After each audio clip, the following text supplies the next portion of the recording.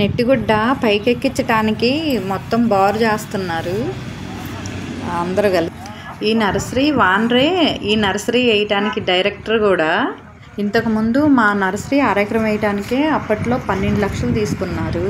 అందుకని వామ్మో చాలా ఖర్చు వస్తుంది కదా అని చెప్పేసి ఏనే చూశాడు దగ్గరుండి. తర్వాతకి అర్థమైపోయింది అంతా.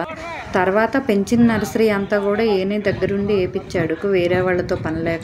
అప్పటి నుంచి వేరే వాళ్ళకు కూడా ఇంకా ఇంత అని తీసుకొని వేరే వాళ్ళకు కూడా నర్సరీలో వేసేవాడు. వేసవ కాలంలో మా నర్సరీలో వాళ్ళు జనం ఖాళీగా ఉంటారుగా, వాళ్ళని తీసుకెళ్ళి వేస్తుండేవాడు.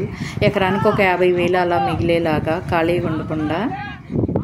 నర్సరీ ఖర్చు సామాన్ ఎంత అవుద్దో కూలి ఖర్చు కూడా అంతే అవుద్ది. ఎక్కువ జనంతో పని, జనం చాలామంది కావాలి.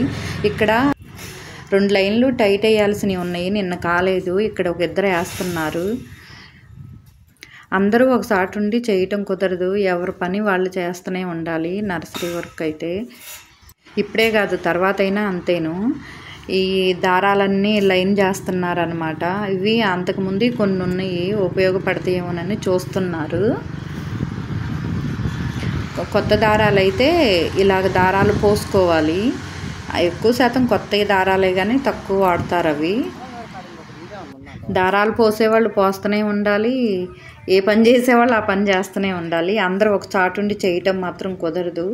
ఇవన్నీ బారు చేయాలన్నమాట దారాలు. ఇంక ఇలా బారు చేస్తే మళ్ళీ కుట్టే వాళ్ళు వెళ్ళి తీసుకెళ్ళి కుడుతుంటారనమాట. ఈ ముళ్ళన్నీ ఉప్పదీస్తున్నారు. కొంతమంది మంచినీళ్ళు తాగటానికి వెళ్ళారు, కొంతమంది మంచినీళ్ళు తాగి వస్తున్నారు. ఇంకా వచ్చి ఇక బార్కొకళ్ళు ఉండి కొడుతుంటారు. ఇక ఇక్కడ ఒక జోడా ఉన్నారు. ఇక ఇట్లా బారుకి జాయింట్లు అన్నీ చేసుకుంటారు. ఇక జాయింట్లు కుట్టి పైకి ఎక్కించాలి. ఇట్లా ఇద్దరు ఒకళ్ళు పట్టుకొని ఒకళ్ళు కొడుతుంటారు. 10 మంది 15 మంది ఉన్నా కూడా ఎక్కడోళ్ళు అక్కడే ఉన్నారు. అంటే